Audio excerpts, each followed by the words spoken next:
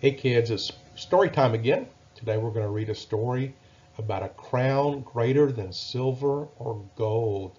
So I hope you enjoy this story. We'll get started right now. The story I'm reading today is called The Thornbush. It was written by Michael Laughlin and illustrated by Richard Steergulls. The thornbush stared up at the moonlit sky, waiting for the warmth of the dawn. Its tiny flowers huddled together against the cold. Finally, the little bush drifted off to sleep.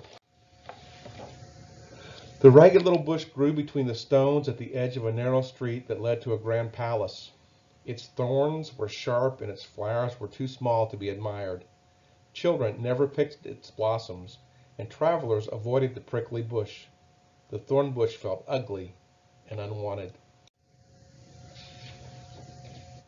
A rooster crowed. Harsh voices stirred the thorn bush from its sleep. A crowd pushed a man through the quiet streets toward the palace. His hands were tied, but he showed no anger.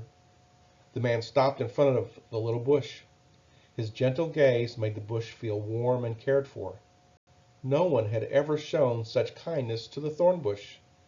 A moment later, the shouting crowd forced the man to move on. Out of the shadow came another man. As he passed, a silver coin fell to the ground. It rolled beneath the thorn bush. The man knelt to pick it up. His face was sad, and he began to weep. His tears fell on the thorn bush. How I wished I could comfort him, thought the little bush, but my thorns will only pierce him more. The man stumbled off and did not return. People began to gather outside the palace. A soldier walked through the crowd towards the little thorn bush. The morning sunlight reflected off the soldier's raised sword. With a single swing of the sharp weapon, several branches fell from the little bush. The soldier gathered the cuttings and returned to the palace. Why would anyone want my ugly thorns? The thorn bush wondered. The sun rose high in the morning sky. People began to shout as a man limped through the palace gates. Behold your king, Jesus, laughed the soldiers, who says he is the Son of God. Crucify him, yelled the angry mob. The little bush shuddered.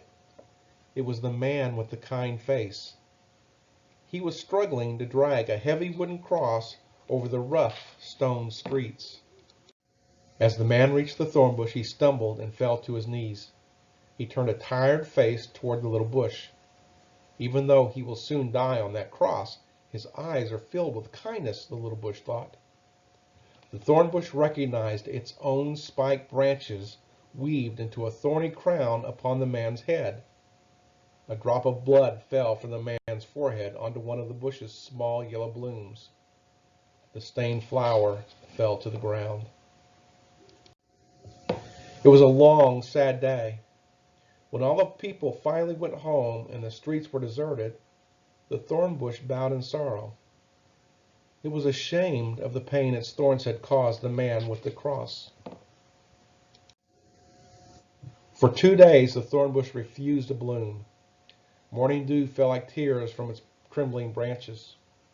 The little bush bent low to examine the fallen flowers beneath it. Only one remained, fresh.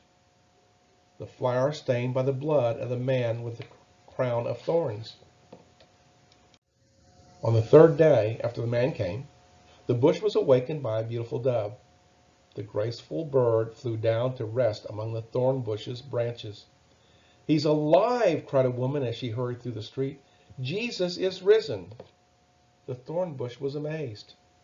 Could the kind man really have risen from the dead?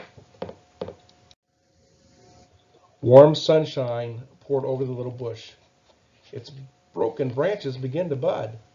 Once more, the thorn bush thought of the loving kindness shown by the man with the gentle eyes, the man they called Jesus. The thorn bush selected its most delicate bloom and held it high in the morning sun. Slowly, the golden bloom opened, revealing a touch of red deep within the small blossom, as though it had been stained by a droplet of Jesus' blood. The thorn bush rejoiced. The man Jesus had died, but lived again. He truly is God's Son. Jesus' only crown had been woven from the branches of the little thorn bush, but the crown was greater than silver or gold. It was the crown of the King of Kings, Jesus. A crown greater than silver or gold. That was our story today. No one ever paid attention to that little thorn bush, did they? That grew between the stones of the narrow street. Nobody wanted to touch it. Nobody wanted to pick its flowers until one day when a gentle man looked at it with kindness as he was being led into the palace. Did you notice the thorn bush could tell he was kind just by his eyes, even though he was being led into the palace? And even when he came back through carrying a cross, the thorn bush still saw that he was a kind man. Little did the bush realize the first time he saw the man that the two of them would come together again in a way that the world would remember forever. What was that way? Do you remember? Well, it's because the thorn bush gave Jesus his only earthly crown. Jesus wore a crown of thorns made from this thorn bush. And that's the only crown that Jesus ever wore. It wasn't made of silver. It wasn't made of gold. But it was the crown of the King of Kings who came to die on the cross to save us from our sins. And when he died on the cross and he was buried in a tomb, and then in the story, remember, they shouted, Jesus is risen again. When Jesus died on the cross, was put in a tomb, and was raised from the dead, he set up his kingdom in heaven. He became the kingdom for all of us. And we can be in that kingdom forever if we believe in him.